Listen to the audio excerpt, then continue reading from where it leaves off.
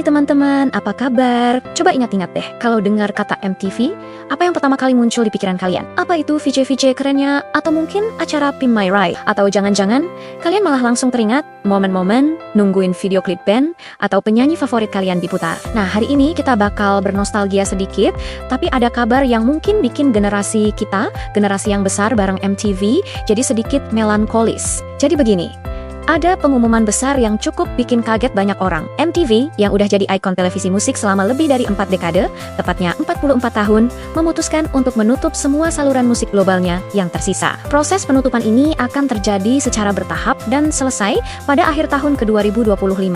Jadi, channel-channel seperti MTV Music, MTV 80, SMTV 90s, MTV Live, dan program-program musik non-stop lainnya sayangnya akan pamit dari layar kaca kita, tapi jangan panik dulu. Saluran utama MTV yang sekarang isinya lebih banyak acara hiburan dan reality show seperti Catfish atau Jersey Shore itu akan tetap ada dan beroperasi seperti biasa. Jadi yang hilang itu adalah saluran-saluran yang murni 100% didedikasikan untuk musik. Kalian mungkin bertanya-tanya, kenapa keputusan sebesar ini diambil? Kenapa sebuah brand legendaris seperti MTV harus menutup bagian yang justru jadi cikal bakalnya? Jawabannya sebenarnya cukup sederhana, tapi juga terasa sedikit brutal, yaitu karena dunia sudah berubah. Kita sebagai penonton, sudah tidak lagi menonton musik di televisi seperti dulu. Coba kita jujur sama diri sendiri.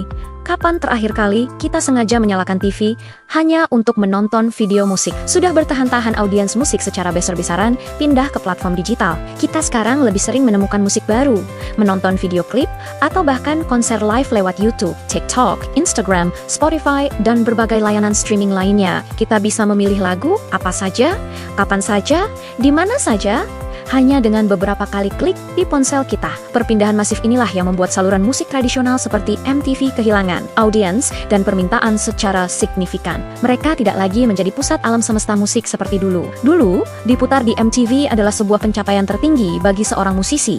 Itu artinya mereka berhasil. Sekarang, tolok ukur kesuksesan mungkin lebih ke berapa juta views di YouTube dalam 24 jam pertama atau seberapa viral lagu mereka di TikTok. Ini adalah pergeseran budaya yang sangat besar dan tak terhindarkan. Model bisnis yang dulu sangat sukses sekarang harus beradaptasi atau mati.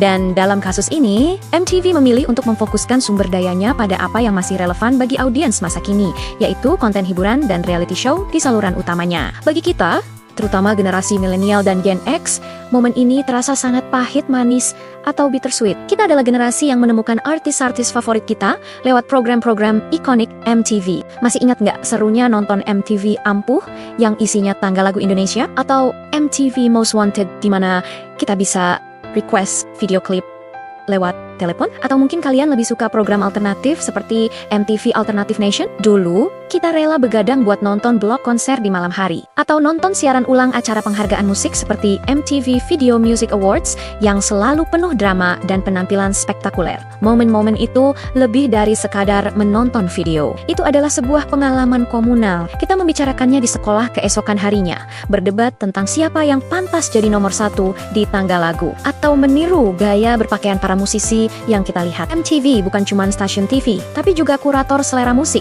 fashion, dan budaya pop pada masanya. Para VJ-nya seperti Nirina Zubir, Daniel Mananta, atau Sarah Sechan di Indonesia, atau Carson Daly dan Ananda Lewis di versi internasional. Mereka itu bukan sekadar presenter.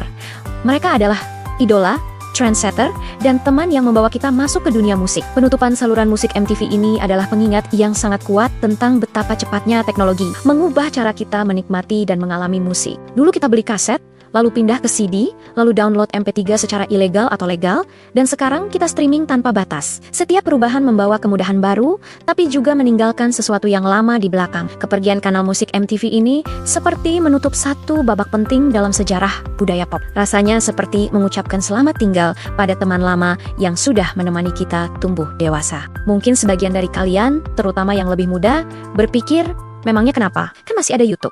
Dan itu benar 100%. Akses kita terhadap musik sekarang jauh lebih mudah dan tak terbatas. Tapi ada sesuatu yang hilang, yaitu elemen kurasi dan kejutan. Dulu, Kita tidak tahu video apa yang akan diputar selanjutnya. Ada momen antisipasi, menunggu lagu favorit kita muncul, dan kadang kita justru menemukan lagu atau band baru yang luar biasa keren secara tidak sengaja hanya karena kita menonton program yang sama. Sensasi penemuan yang terkurasi itulah yang mungkin sulit ditemukan di era algoritma sekarang, di mana kita cenderung disuguhi konten yang mirip dengan apa yang sudah kita sukai. Kita juga tidak bisa melupakan bagaimana MTV telah melahirkan begitu banyak momen ikonik. Ingat penampilan Madonna dengan lagu Like a Virgin di VMA pertama tahun 1984, atau pidato legendaris dari Michael Jackson, atau mungkin momen saat Nirvana membawakan Smells Like Teen Spirit yang mengubah lanskap musik rock selamanya. Di Indonesia, MTV juga menjadi panggung besar bagi musisi lokal untuk bersinar di kancah nasional bahkan internasional. Band seperti Dewa 19,